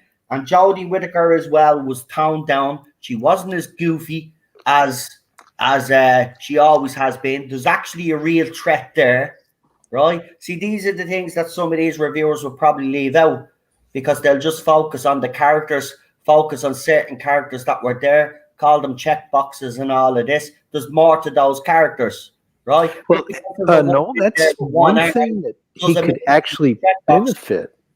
What? That's one thing he could actually benefit from this Broadchurch structure. Yes. If he keeps Jodie on the sidelines and popping in to make an observation and then popping right back out to let the show continue. Exactly. It'll work. And that's it will. That's why the first episode gained so much attention. That's why I'm saying everybody's focusing on the overnights. No, it'll be the 7-day consolidated figures for this one because it was on Halloween night. Second episode, you judge it on the overnights. But I think people are going to be pretty surprised by the amount of people that will catch up and watch this. Why? Because the fandom on both sides were coming out and saying, our side was like, we were a bit more cautious as we always are. Obviously, you're going to have the fans that love this here say it's the best thing since sliced bread and always will be. But even people that weren't sure of this Doctor Who flux were surprised. Everybody was taken by surprise. And that's the thing. That's why Since they are working with the Doctor Who fandom, they're in the best position for Series 13 than they could have ever hoped for because we, the Doctor Who fandom, are used to getting the story let out to us a little bit at a time over the course of 3 or 4 weeks from way back. You know, it's one of these, you bring the wine this week, I'll bring the cheese, and then after that, maybe we'll get the meat. And that's fine if they actually do it. Again, it's back to the payoff. They have to have a payoff that satisfies our appetite. Yeah. Lee says, I must respectfully disagree. Whittaker's the weakest link in this still. Look, if you're watching me watch it on my panel, I actually did say that. She is still the weakest thing in it. But the story, the characters that he's introduced, all of that other stuff that's going on was so much better. And in fairness to Whittaker, she toned down the goofiness. She was a bit more serious because there's a real threat there now. She can't goof around anymore now. You know? This is the way he's written it. She can't goof around anymore now. She can't blag her way through this now. She actually has to get off her ass and actually figure this shit out now. And if he doesn't character develop her properly, it'll fall apart. It'll definitely fall apart. But we have to give him the benefit of the doubt after the first episode because the first episode surprised absolutely everybody. And it did. And there's no denying that. It did. It did. It actually did. I was shocked watching it. I was like, is this really a Chris Chibnall episode? This feels like Doctor Who. Haven't had that feeling in 5 years. What the fuck has happened to this man? Why didn't he do this 5 years ago? Why is it 5 years too late? These were the things that were going through my head. But why didn't he do this? Why didn't he start off Series 11 with a serialization if he's playing to his strengths? Why hasn't he played to Jodie Whittaker's strengths up until now? Up until now, he plays to our strengths. 5 years too late, though. I will say that. But the first episode was a decent episode, and I'm not going to come on here and be an echo chamber and say, no, I hated it for the sake of it. I actually enjoyed it, and if I enjoyed it, I'm going to say I enjoyed it. But go ahead there, Josh. So I think the problem is, and maybe that it addresses your point, why didn't he do it before? It reminded me of an old Bugs Bunny episode from years ago, a classic one with Yosemite Sam, and that Bugs Bunny plays this lawyer that he's in charge of somebody's estate, and he goes Right. to visit Yosemite Sam, and he's got a whole bunch of money, and he's going to live with him for 30 days. And every time he gets angry, he gets less money. So he keeps trying to make him angry, and Yosemite Sam's losing the stock. But by the end of the 30 days, you see, I'm able to control my anger. Look, and he has all his servants hit him, and and he's saying, see, nothing. And then Bugs Bunny turns to the camera and says, I don't have the heart to tell him there's no money left. And this is what it is. Like we've seen so many, there's nothing left, so they might as well just go for broke. And I think that's what's happening, but it's too little too late. Just like they told us we're not welcome. Yeah, I know it is too little too late, but just because it's too little too late, it doesn't mean that you can't acknowledge that he actually did pretty well this time. Yeah, we can give him kudos for sure. We criticize him every fucking season, right? And we never have anything good to say because he's never given us anything good to say. You know what I mean? But this time he actually did. And he does deserve the credit. So if he does something decent, he must be acknowledged and say, yeah, well done. Now improve on it and show us now that you can kick on. That's what I'm looking for this last. And listen, yeah, you're right. Everybody is right. It is 5 years too late. We all know it's too late. But he deserves the credit where credit is due. He actually did something decent last week. It made people feel like they were watching Doctor Who again, which he did. Now, I have a theory on that, Josh. I will say this. It does seem like when you're watching it that there's a lot of Moffat-esque stuff going on and RTD kind of stuff going on. So I've kind of suggested or came up with a theory that a lot of fans are actually thinking that maybe RTD and Stephen Moffat are actually shadow writing this with Chris Chibnall and helping him out. Because it smells like that, doesn't it? On comics, you have to admit it did feel like you are watching a Chris Chibnall, not an RTD or a Stephen Moffat combined kind of hybrid, right? But it worked. That's the thing. Yeah. I'm shocked, man. I'm shocked that I'm coming on here and I came on my panel and I'm actually giving Chris Chibnall kudos. But I have to, because I have to be fair. If he produces something decent, I have to be true to myself and say, yes, he did well there. Now improve on it now. And I can guarantee you Sunday, if he doesn't improve on it, I'll be coming on here, I'll be pissed off, and I'll be saying, well, I knew this was going to happen, because I have said episode 2 and 3 is where he always fucks up. So I'm going to give him the benefit of the doubt, and I'm going to see what he does on Sunday. And if it's brilliant, develops the characters, moves the story along, I'm happy. I'm happy. I have a prediction, but I want to wait for Josh's response to that. Okay. Right. Well, what's your prediction? I'm just looking at the preview, just looking at the title for the episode. Right. Off the cuff, I'm going to predict that we're going to see Sontarans reenacting wars from British past, and I'm just going to throw that out there. See what you guys think is actually going to happen in the episode. Hold on, I might have to do a trailer reaction later on, guys. Apparently, a new trailer for Doctor Who has dropped, and some are speculating that Scarrow is coming back. Oh, so I just want to have a look now. If Scarrow's coming back, I'm thinking that some people might be onto something about all of this Rassilon stuff and other stuff, because Scarrow's coming back, then Gallifrey. Yes, that changes the map. Yeah. So let's see if there is a trailer. I'm not going to do it on this stream, because obviously I'll be hit. Yeah. But I will do a reaction to it. Where is this new trailer? I don't see a trailer. Are you sure there's a trailer? Back in the day, they used to put a trailer on at the end of the last episode. Oh, they did. They're not doing that now? But what they're doing is they're putting a trailer, and then they are throwing out little extended trailers as well, actually. Right, Right, but there's no trailer. When did this trailer drop? Because if there had been a trailer, I would have known about it. There is no trailer. I don't know.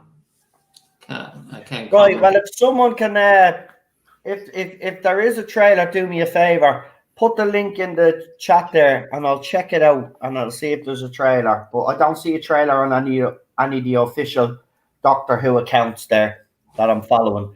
And if there was a trailer showing that Scarrow was coming back or something, or suggestion, trust me, it'd be trending right now, actually. Let these things unfold as they are, and we'll see what happens. We'll see. But I do. Sounds like Chibnall. So someone in the chat agrees with you, Josh. Sounds like Chibnall's throwing lots of something beginning with S at the wall to see what sticks. I disagree. There's more substance to it. On Comics will agree with me as well. This isn't him just throwing shit on the wall and hoping it sticks. There is something there. There are threads that he has put in there. He just has to develop them now. So I disagree with that comment. You're throwing shit up, spaghetti on the wall to see what outcome. That's what he's done for the last 2 seasons and specials. But not this time.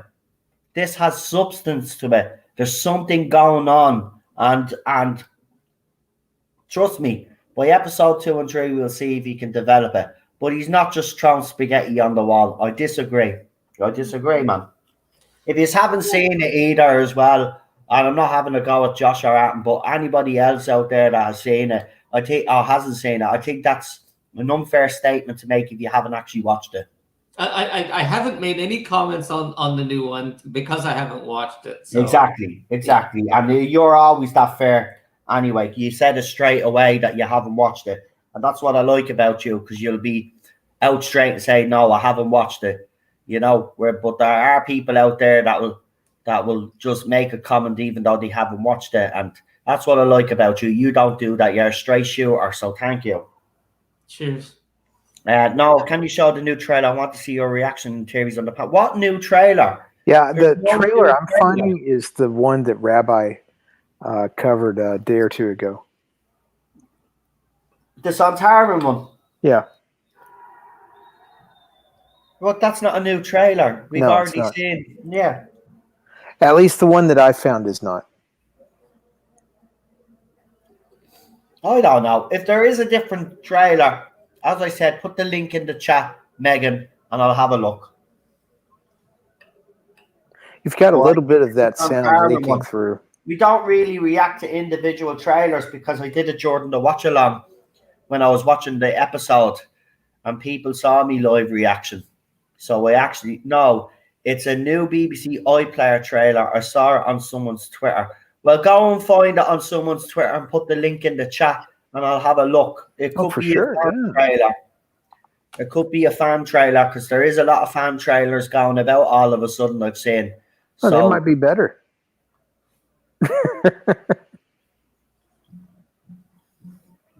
Robert said, it's not Scarrow, it's the Sontaran ships at the dockyard. Yeah, so it's the thing that we've already seen. Huh. And if you want to know what my live reaction is, go back and watch me watch along. Right at the end of that, I actually react to the trailer on the same stream. So you'll get a reaction there. I thought it was pretty impressive, actually. A lot of us said that. But this is the thing, and I will say this. I'm not going to get distracted by all of this good CGI and these epic battles. I want to see, as I said, and I've made this clear last week, I want to see story development happen, though. I don't want to just another flashy, he has to explain shit now, right? This isn't Star Wars. We don't want the flashy shit. Explain your shit. And if you're not going to explain your shit, then it's going to be shit. And then we'll be all fluxing. We'll be all reaching for the toilet paper. But let's hope we aren't, because I don't want to be reaching for the toilet paper and to be fluxing. I actually want to enjoy this. So keep it up, Chibnall. Now it's time to develop the story. And if you don't, Sunday I'm going to be pissed. Well, you made a good point. The difference there is in Star Wars, when you had the flashy jazz going on, you knew what the jazz was, you knew why it was there, and you didn't have to sit and look at it a long time. Here in this case, a lot of the times when we get this stuff that looks like it really came out of a video game, it's just there to distract us from the fact that there isn't anything going on. Yeah, and this is why I'm saying second episode now. He has left threads there, but he didn't give us much substance. We'll all agree with that. But does anybody else want to come into the chat? I've asked a couple of times now. There's a couple of streams going on, and oh yeah, it's Friday. It being in the UK, bonfire night as well. Everybody was a bit tired. It's all good. It's all good. But look, the jury is still out on Chibnall, and rightly so. But Sunday now he can change all of that, and if he can't produce, then look. I was told that Chris Chibnall would surprise us all. Well, he did certainly surprise us for the first episode. But let's continue surprising us in the second and third episode. And by the second and third episode, we have a clearer picture of what's going to happen in this series, because we'll have to know by episode 3. So the last 3 episodes, then he can focus up on starting to tie the loose ends up. And yes, if he wants to leave it a cliffhanger at the end, that's fine, fair enough. But knowing that he's going to finish the rest of it off, because there is a lot there. If he can do it in 6 episodes, even better. And then we can move on to his Dalek trilogy, and then see what he's doing with these other specials. But he has to produce now. I mean, he's given us something interesting. Now he needs to continue now, and as I said, develop those characters, move the story along, develop the story as well. Start either joining these threads up or whatever he's going to do with them, and let's see where he goes. But I reckon we are in for a few surprises, because it is Chris Chibnall. Remember, he likes to surprise us all by throwing a curveball in there. See, I'm not under any illusions, folks. Right? As I said, I have to give him credit where credit is due, but I'm under no illusions. I know what Chris Chibnall's like, right? He always likes to throw a curveball in there. We know that. In Series 12, it was obviously the Timeless Children and the Fugitive Doctor. So he likes throwing these curveballs in. So don't be surprised if there's a curveball in Doctor Who Flux, because that's him. He's a man of habit. And I know this. But as I said, you have to give him credit on the first episode where it's due. But second and third episode, and watch out for those curveballs, because I don't be fucking surprised. Even a lot of fans are speculating that we'll get a few more Fugitive Doctors. I wouldn't rule that out. I wouldn't rule it out, because he likes to throw in he's a man of habit. Remember that. This man is a man of habit. So, yeah, people think I'm being fooled by him. I'm not. I know this man inside out. But trust me, he'll throw a curveball in. But what he gave us so far was the best thing he's written, and I just can't believe I'm still saying that. That rolling off my tongue is difficult to say, but it's the truth, and it's the fact of the matter. And I'm not going to be an echo chamber, and I'm not going to lie for the sake of lying, because that's not me. I will tell you what I saw, and if I liked it, I liked it. If I didn't, I didn't. I'll tell you. That's the way I've always been. So, you think that Claire is a fugitive doctor? Do you know what? I'm not quite sure about Claire, but I think Dan's girlfriend could be. Could be. Dan's girlfriend. Look at her when he was walking away. She had some kind of look on her face that just, I don't know, something about that look that she gave made me think. I think she might be another fugitive doctor. If I was the writer, I wouldn't use her that way. I would use the built-in sympathy to do something else with her later on. Yeah, yeah. Oh man, they could have a sit. Yes, she could be dying on John Bishop's character Dan. Oh, that would be sad, but Yeah. I mean, yeah, that something would like that. totally Yeah. go for fulfilling some of these some of these untied bows that are coming up. So Patrick with a 10 Australian dollar super chat says you can't link something that doesn't exist. The last thing we saw is the Sontarans or the charging Sontarans. That's the trailer, yeah. There is no new trailer. I'm really looking forward to the next episode. And that's Patrick. And this is what I seen in the chat quite a lot. Quite a lot after Sunday's episode. A lot of people were very positive in the chat, and I was actually surprised and taken aback, especially with Lee's review, because I was expecting Lee, because Lee has been just as critical as I am, but he came out and when he gave it 7 out of 10, you even hear I even said it to him on the live.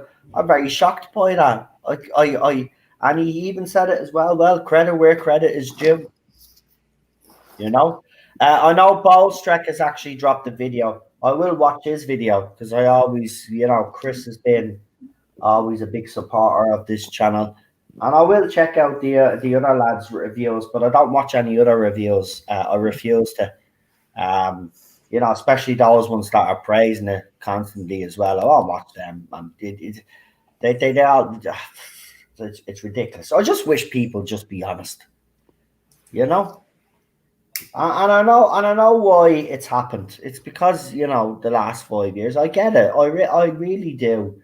But sometimes you do have to take a step back, take a deep breath, and look at it the way it should be looked at, instead of looking through it with the lens that you have because of the last 5 years. That's no, no. But I do understand that. That's the thing. That's the contradiction, really, isn't it? I understand it, but at the same time, I wish people were just honest about it. And I'm not really saying that much. And rather than get myself into trouble and start call, I'm just gonna shut up and do my own thing on this channel, and that's it. Um, well, I mean, Megan, listen, you're the one that has alerted us to the trailer, and you're so eager for us to watch it.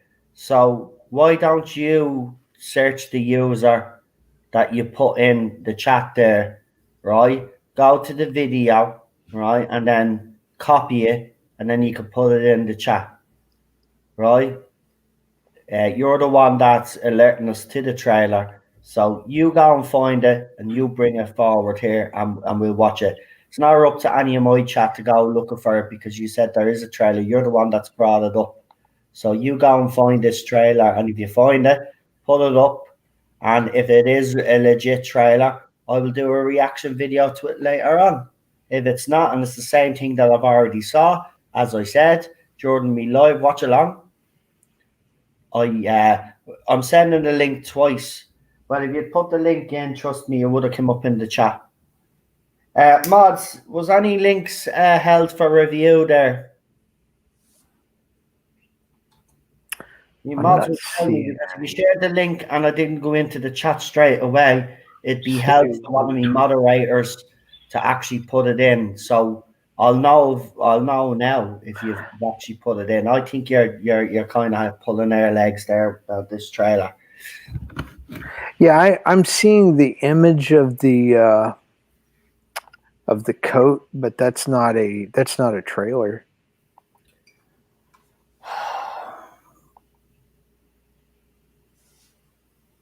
They probably want me to search this name because it's probably someone having a go at me or something. Try to get me reaction. I'm not searching it. That's what I'm saying. If she's or whoever it is, if Megan, if you want to put the trailer in, if there is one, then as I said, you go and find it yourself. But I'm not going searching for it because if there was one, it'd be trending all over the place. Doctor Mysterio just joined November 2021, but they do have some kind of trailer here It's a Flux trailer. It's just a teaser. So it's something that we've already seen. I haven't seen this one before. It's only a few seconds long and shows Swarm and looks like a pulverized city. Yaz being all worried face and a ship flying by. So in fairness to Megan, there is a little teaser here. Yeah. But the problem that I have with this little teaser, okay, it was shown on BBC iPlayer, but why hasn't it been put up on any of the official Doctor Who accounts? That seems odd to me. It is. This could be someone that took clips of videos that we already have, existing ones, and put together. I mean, why have they got a pink BBC logo? Is it pink on iPlayer? Because I don't watch iPlayer. Can someone confirm that? Why would the logo at the start, the BBC logo at the start, be pink? But it only has 2,059 views.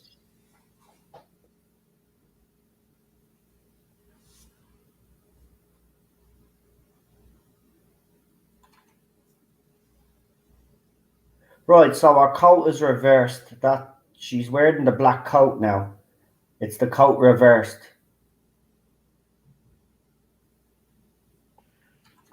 I went and watched the little teaser and it's new video I haven't seen, but it doesn't really take me anywhere either. No, it's unreleased like the other iPlayer trailer released before. So it is one, but it's on iPlayer then. So this was only shown on iPlayer. Right. Well, it does look interesting. Is that Scarrow actually though at the start, Holland? Okay, Megan, fair dues, fair enough. You are right. It's a teaser, but you are right. So my apologies. We just get a lot of people messing around on this in the chat. Sometimes you don't know what to believe, but it's actually ridiculous that they haven't thrown this up on the official accounts, though. Yeah, I would have actually led with this if it.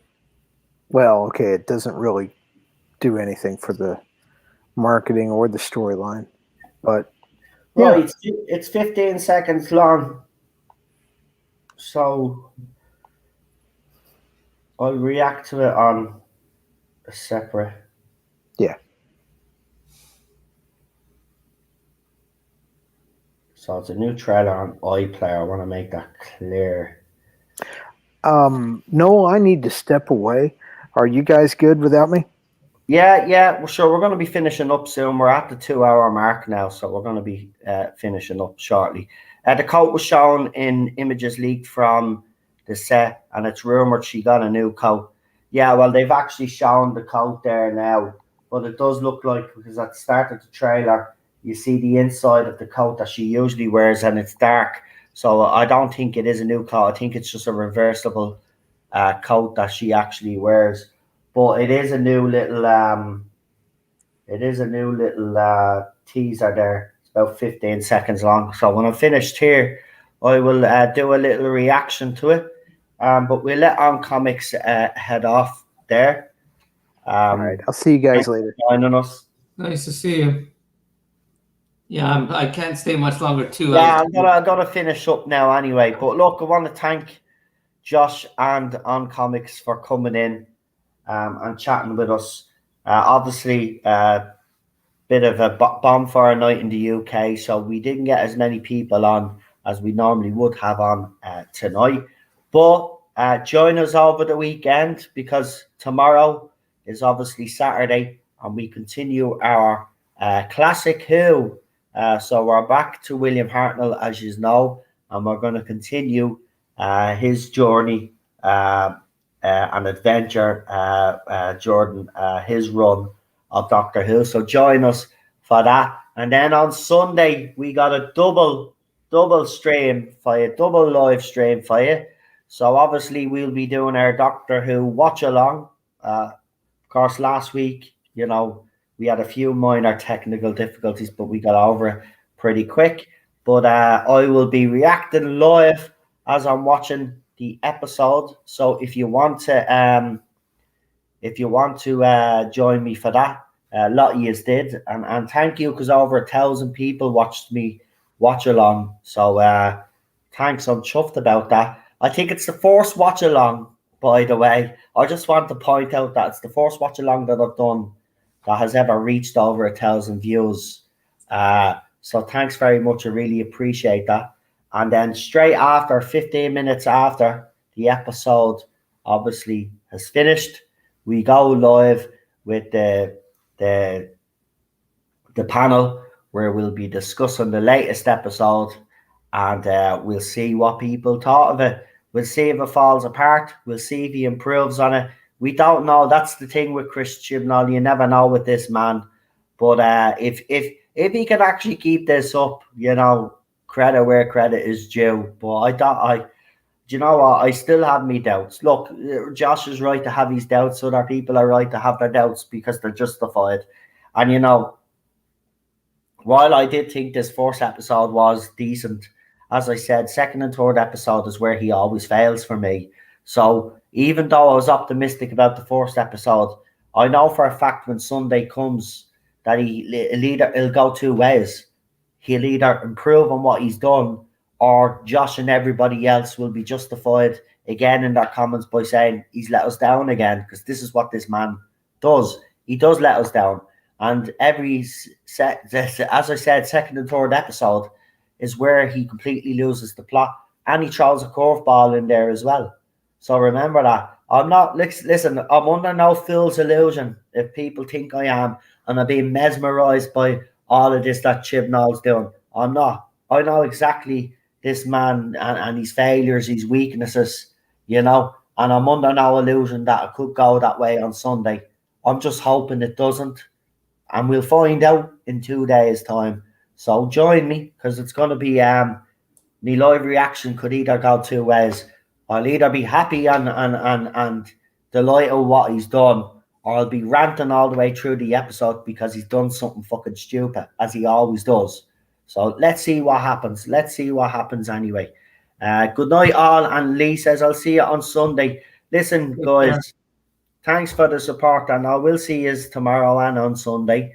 And then we have a Tardis Zone talks during the week, so because I get on people that haven't been on the panel to react to what they saw on Sunday. So we get more opinion there and different points of view as well, which is always great. I'm a believer of that. Try get as many different opinions in as you can. And remember, a lot of us on the panel didn't agree on certain aspects of Chris Chibnall's first episode. It was a very lively debate. But as I said, if you want the most comprehensive look and on this to be analysed fairly, this is the channel. I'm telling you, there's loads of different opinions on here, and we try, and then Cheryl does our own separate review. So yeah, hers was interested in listening to her, because I didn't know how she felt about the episode, because myself and Cheryl have decided that I'll watch it on the night that it airs. She'll watch it the next day, or maybe the day after. She'll watch it on her own, right? But she never told me how she felt about the episode. So the first time I heard Cheryl's opinions about the episode is when we were all watching last night during our live stream. So that's when I found out how she felt about the episode. So Cheryl will be doing hers. And as I said, if you have any more suggestions for Cheryl, for videos, for either TV shows, true crime, all of that, if there's anything you want her to do, as I said, leave a comment in our live stream last night. Right, I'm going to leave it there. Josh, thanks for joining me, pal, as usual. And as I said, find out if you can find out where your mum actually lived in Dublin. I'll see if I can get you some photographs. You never know. She could have only lived up the bleeding road. You know. So Yeah, let us know because that'll be interesting, and let me know privately so people, For sure. yourself, and For yeah, sure. I'll do it on Facebook. no problem, no problem. All right. Right, Take you care, look my after friend. yourself. I'll see you soon, Have a and great weekend. have a great weekend, pal. See you then. Bye. Right, folks. Thank you again for the 2,000 subscriber mark. As I said, you guys make this channel what it is, and I'm just overwhelmed and humbled by the support. It's been a long journey to get to 2,000. As I said, we've had a lot of bumps along the way, a lot of sabotage from people out there, but we've managed to come out the other side a lot stronger than ever. And I just want to say to you, sorry, I just want to say to you all, thank you for the support, and especially now, folks, because I know a lot of you aren't watching this current era, and you are watching the streams, and you are still supporting me, and you are in the chat, and I really do appreciate that because I know it takes a lot of effort because you are so disillusioned by this current era, and I do understand it. Trust me, I do. But I would say to everybody out there, watch out for people in chats that are putting up fake stuff. As I said earlier on, RTD never, as far as I have seen so far, because I keep an eye, hasn't made no such quote. I know Piers Wenger mentioned something because people were worried about the timeless children, and he made some quotes. But RTD, and it's been revealed already in the newspapers. When I told you when RTD was announced, didn't I say till I was blue in the face to people that RTD had complete control? He wouldn't come back unless he had, right? Then all the media now are reporting on that. RTD wouldn't have come back if he hasn't got complete control. So they'll be listening to Piers Wenger because he's cost them 40 million, right? So nobody is listening to that twat, right? And fans shouldn't be listening to him, and don't be listening to any comments that man is making because Doctor Who is under the control of Bad Wolf Studios and BBC Studios, and RTD has complete control. So you don't have to worry about getting more of the same because you will not get more of the same under RTD. And although there are still people out there that are claiming that will happen, that is not the case. That is not the case, and it's already been proven to be a lie. As I said, Bad Wolf Studios have complete control of the creative direction of Doctor Who, and BBC Studios are basically coming along with them for the ride because you need the BBC Studios in there. But they're just coming along. He has complete control, right? So you're not going to get more of the same, right? But you do know what you're going to get with RTD because you've seen his previous era. So you will get political messaging. You will get these LGBTQ plus characters introduced into his show. The difference is, though, is he will do it properly. He will do it. He will put the story first, but introduce these characters, and he will develop all of these characters as well. And if he has a political message or a message he wants to send to the audience, he puts the story first, but the message is in there subtly. It's not being slammed across your head like you with a frying pan if you were hit with a frying pan, right? So, as I said, there's exciting times to come in Doctor Who. Very exciting times. And people should be excited because RTD coming back is the best news that could ever happen to this show. And as I said, the media have already reported what we already reported on this channel ages ago. When RTD was announced, I told you he wouldn't be coming back. He even spoke about months ago when I talked about the possibility of RTD taking over. I told you that he wouldn't be coming in unless he had complete control. And that's exactly what's happened. He has it now. So fans have gotten what they wanted. They wanted it out of BBC's hands. You got that. You wanted a decent showrunner to come in. Now you have that in RTD. right? Also, you know, you've got now the merchandising and the licensees now are going to be happy because he's back, right? And remember, Bad Wolf Studios and Sony are in talks of a takeover. Now, there has been talk, right, because people are worried, oh, well, Sony will come in then. RTD will still be in charge, by the way. Right, he's not given over total control as far as I've been told. I think they're selling a stake in it or something like that. But he'll still be there. Or the contract will be, yes, they buy, but he'll be there. He'll be in place. Right? And if Sony are picking up basically RTD services, that just goes to show you how much respected RTD is in the industry. If Sony think that his company is a company that they should take over because of stuff that they're producing. So people shouldn't be worried. People shouldn't be worried. The future is bright for Doctor Who, no matter what the naysayers say. The future is bright.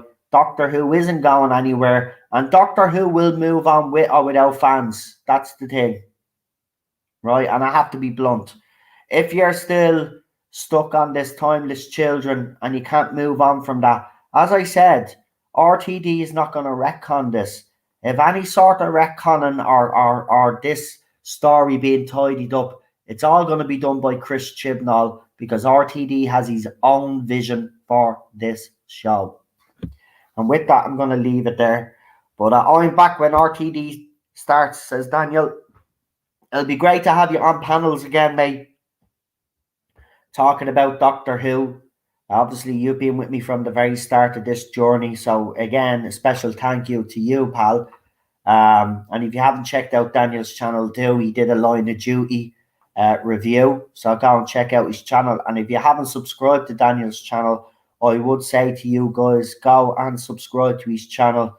And especially when Doctor Who comes back as well now, he's going to be talking about the new era of RTD. That'll be guaranteed.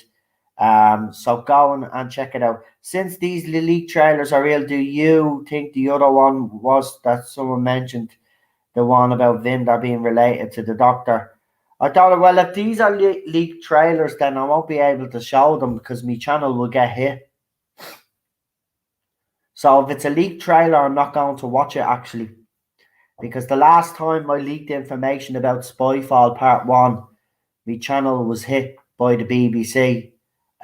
So I'm not going to show that trailer if it's a leaked trailer. Then if it's only on iPlayer, then I'm not, and it was a leaked trailer, well then I'm not showing it. No way. But I have seen the leaked trailer. It looks interesting. I haven't listened to it with sound on because obviously I was on this stream here.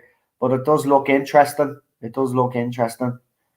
Congratulations on the 2,000, pal. Thank you, Daniel. Thanks very much. You've been here since from the beginning, so I really appreciate that from you. And as I said, go and check out his channel. And we will see you soon, folks. So have a good night. Enjoy your weekend. By the way, thank you guys for the super chats. Patrick and Chris, really appreciate it. And Chris, just to say, listen, don't ever worry. Family comes first, mate. So if you're ever late or whatever, you don't even need to explain. Just show up when you can. As I said, family is more important, and I wish our dad the best. So yeah, I'll leave it there. So good night, folks. Have a good one. Enjoy your weekend. Stay safe, and I'll see you and I'll tell you, I'm looking forward to this weekend. I'm looking forward to Classic Who tomorrow, and I'm looking forward to seeing what we get and the panels that we do. Because you know what, guys, I haven't been this happy in a long time on this channel doing this.